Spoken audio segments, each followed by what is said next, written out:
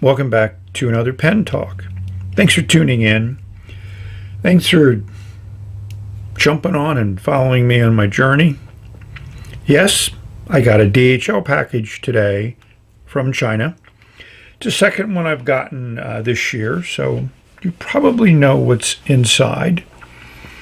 So let's open it up and take a look.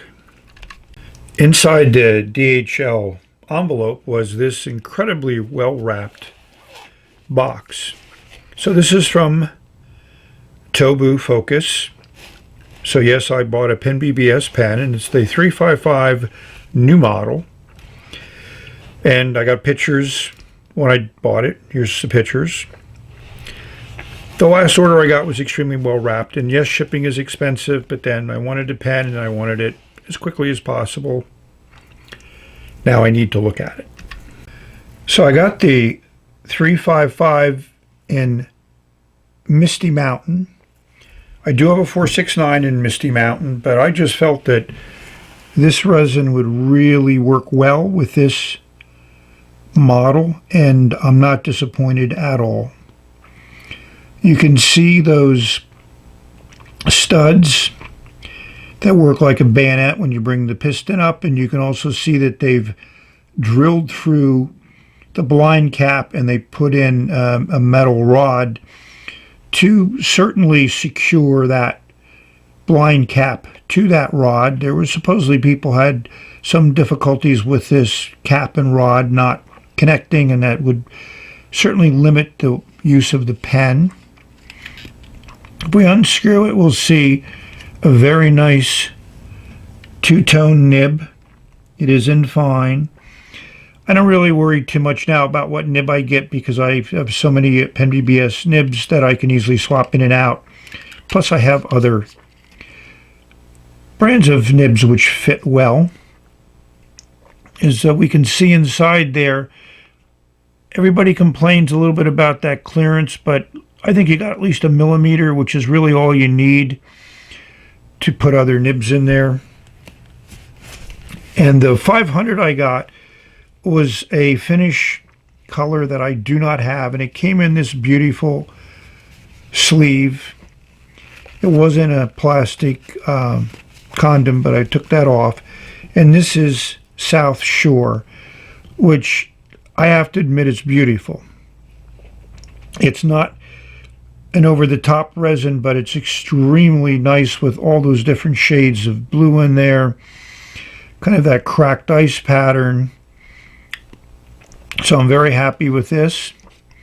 And it came with an extra fine nib. You can see there's an E at the bottom of the nib, meaning extra fine. And it's not a rounded one. This is my least popular nib, but I'm certainly going to give it a try. And if we look at the descriptions here, there's the F for fine, there's the EF for extra fine. This is a 3550012. I'm still not certain what this number is. I thought it was like a numeric number, so the first 355 model was 0001. But I expected this number to be higher, considering this is version 2. And this is 25, so this might be the 25th version of the 500 model. We're going to do some comparisons. Here are my 5 PenBBS 500 pens. And if I had to live with just 5 pens, I could live with these 5 pens. All of these have phenomenal acrylics that look really, really good. The pen feels great in the hand. The filling system is very easy to use. And it holds about as much ink as any PenBBS pen does, except maybe for the 492. Filling system is very easy. These are a great range of colors here. You have green, your blue, your grays, kind of a gray blue, and a kind of a really interesting blue here. I'll give you the models and numbers and what nibs I have in them and things of that nature. I recently refilled Aurora because it has the 292 PenBBS Shining Series ink in it. And when I first filled the pen up, I didn't shake up the bottle, so it didn't get as much glitter as it has now. And I just really like the way that pen feels in my hand and writes. I know the 456 is my #1 ergonomic pen from a weight viewpoint. The 323 is the most ergonomic pen from the shape and the way it feels in the hand. But I have to admit, I enjoy a little bit of a weight in my pen. And these have that. And how could you not love those colors, the finish, the acrylic that they're made from? So incidentally, I also have 5 PenBBS 355 models. Here's the first one I got, the snowflake one, which is actually number 16, clear. I think a lot of people have asked for a clear 355, and they did make one. They just put some snowflakes on it. This is my Galaxy, which was inked up for a while. I did a lot of work on the nib and eventually ended up not having it inked. Here's my new one, Misty Mountains, Smog, and of course, how could we forget Amber? So we're going to compare the Misty Mountains and Smog, just so those are the 2 models that you can more clearly see the insides, and we can see the differences that they did with version 2. The instructions have been revised, and it says improved version. But to me, I don't find these instructions to be that different than the ones on the original one, and I can't find mine that are in English. My recollection is they didn't actually give you an instruction with the original one. There was one online in Chinese, but that wasn't useful for me. And it's nice that they PenBBS 2020. So one thing about all the models made with technically the same resin, they're all going to look different. Just like every model of that resin will also have a slightly different view to it, because each of the resins have variations on it. So depending upon how it's machined, it's going to look a little different.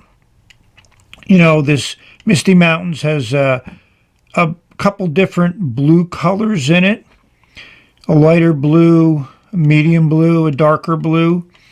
And depending upon how they're swirled around and how they show up when that resin rod is turned is going to make them look different when you finally get them in your hand. Be great if they showed up at pen shows, but I haven't been to a pen show recently, but my guess is they do not, because the way PenBBS sells, it's going to be hard for any particular seller to get enough of them to make it worthwhile, and also depending upon the markup. But to me, if I was to do it, I would custom tune the nibs and give people the options of swapping in nibs, and that I think would make a very good model for the show. So the Smog is version 1 and the Misty Mountains is version 2. To the casual observer, it would be hard pressed to see the differences between these two. But without getting into a lot of details, we'll look at the blind cap. And there's that rod that they've put into version 2. You see version 1 basically just is kind of set in there. There's a nut on the back. And apparently there was a problem with that getting loose. And they actually drilled a hole through the resin, through the rod. You can feel it when you rub your thumbnail across it. So I'm certain from a functional viewpoint that extremely secure with that rod. Visually, I think it probably looks better in version 1. The other thing that's interesting is I got to have both of these nibs line up underneath of the clip. I reset this one and made certain it would line up, but the Smog one lined up on its own. You know, unscrewing them, you have that beautiful two-tone PenBBS nib and fine in both of these pens. If we look at the piston mechanism, there's the biggest change. So version 1 just had kind of like this plastic rib here which snapped into the back of the cap here when you pulled it up. Whereas version 2, they really, I think, over-engineered it, but it certainly works well. So you need to unscrew the blind cap, and this one is pretty stiff, so it takes a little bit of effort to unscrew it, and then you bring it up, and you can see it catches in that. So if you turn this way, it catches, and now you can move that piston freely up and down. If you turn it clockwise to the right, it locks in place, and then if you continue to turn to the right, that piston rod becomes loose from the piston itself, and you can push it down. Be careful if it's full of ink, because it's going to spurt out a few drops.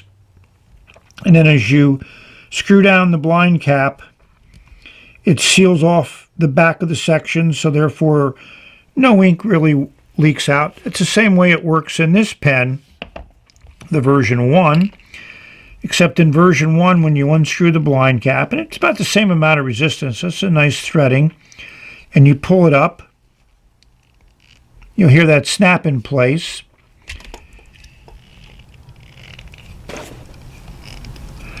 Then you unscrew, and you can put back the piston rod, and you screw it back in place. It certainly doesn't, secure itself. I don't think it was never a big problem with me in filling my pens, but they've certainly now made it a little bit more foolproof, but you need to still pay attention to when you fill it. Yes, I had to take it apart, and I think it really is able to show exactly how these two designs differ. So here you have a plastic piece, and here you have a metal piece. And I think it's very interesting what they did.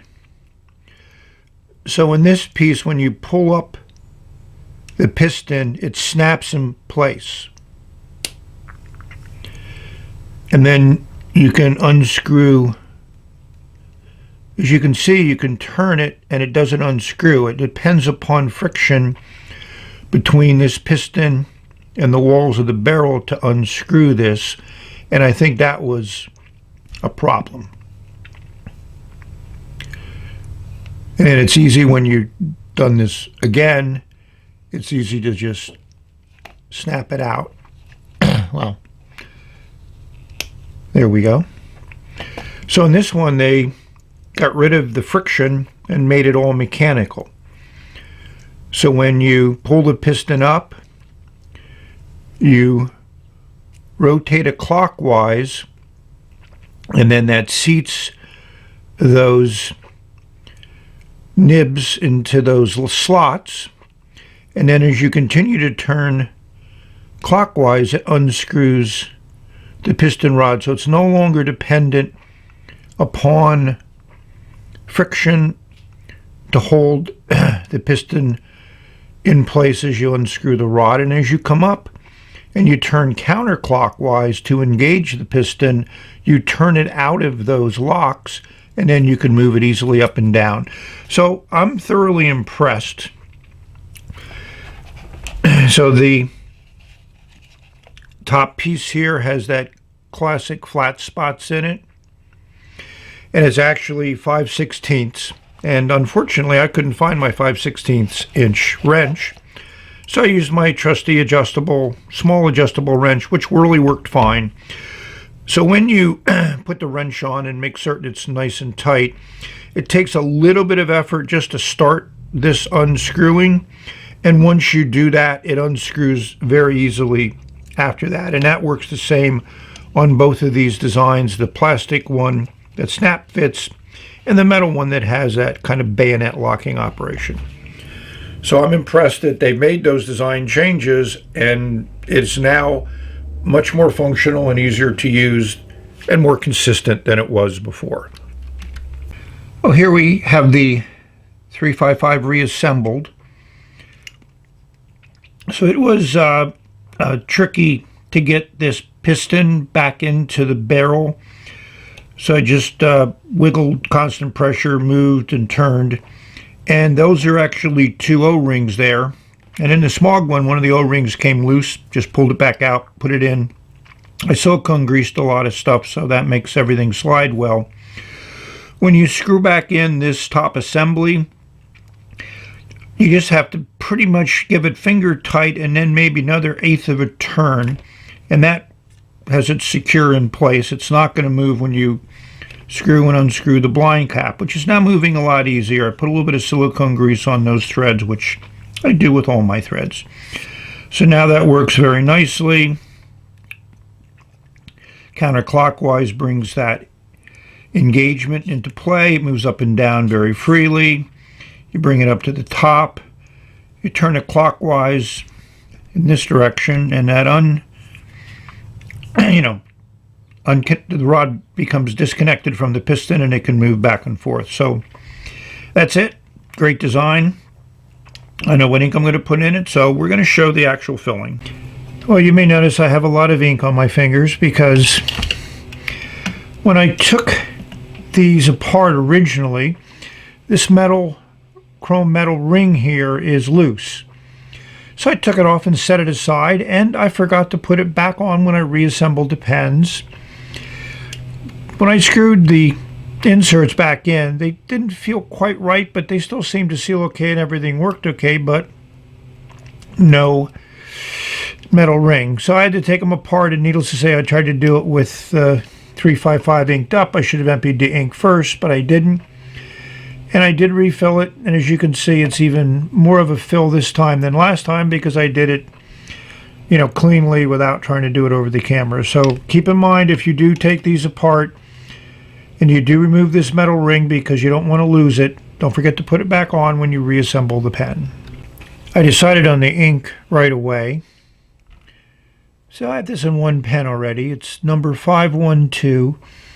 And I'm certain the name of the ink is whatever that flower is, but I don't know. Can't translate the Chinese that's on the bottle. But it is a nice blue. I'd put it in kind of the blue category. Nice clean blue. Not much shading, but just a nice color. Let's see how it looks in the pen. So now we're ready to draw up some ink. That piston is engaged and it's down at the end of the barrel. We're going to unscrew the blind cap. So as you can see, we can pull that piston up very easily, and it moves extremely easily.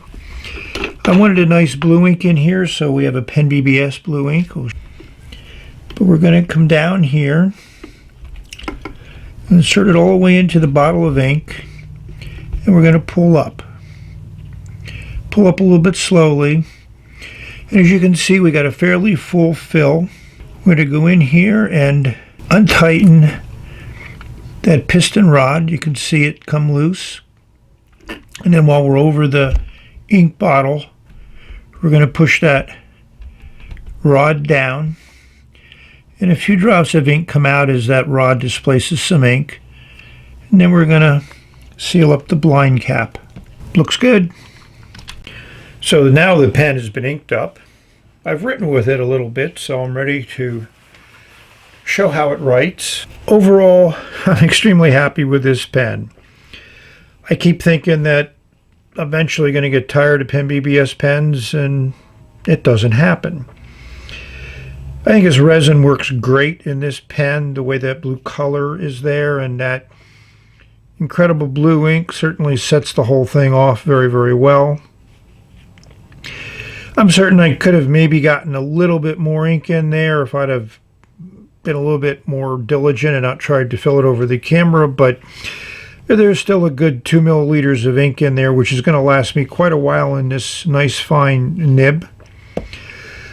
So I wanted to get this pen quickly, so I was willing to pay extra money to do tobu focus, and I think that's not for everybody. I have two orders that I've placed with PenBBS on Etsy, which neither has left China, and one is over a month since I ordered it, and the other one has my two other 355 advanced version. Here's what I ordered. Now I already have an amber and I already have a galaxy, so those two favorite resins are done. And I have a lot of the resins that I really love in my 355, so I wanted to get a vermouth because I like a nice clear transparent color. It's a pen that I'm very, very happy with. Nice weight, nice feel. I mean, all PenBBS pens have a great feel to them. Now let's put the mic next to the paper and hear this nib write.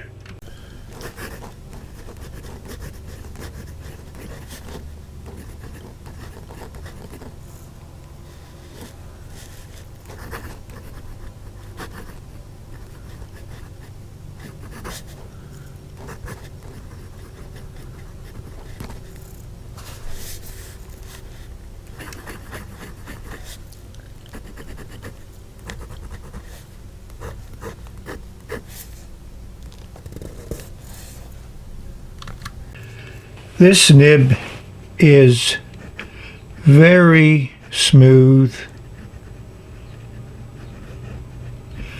Takes no effort to write. I mean, it just glides.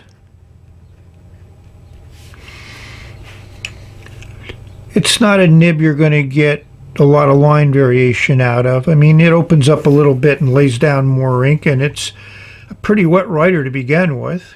This is one of those nibs that Doug would really love.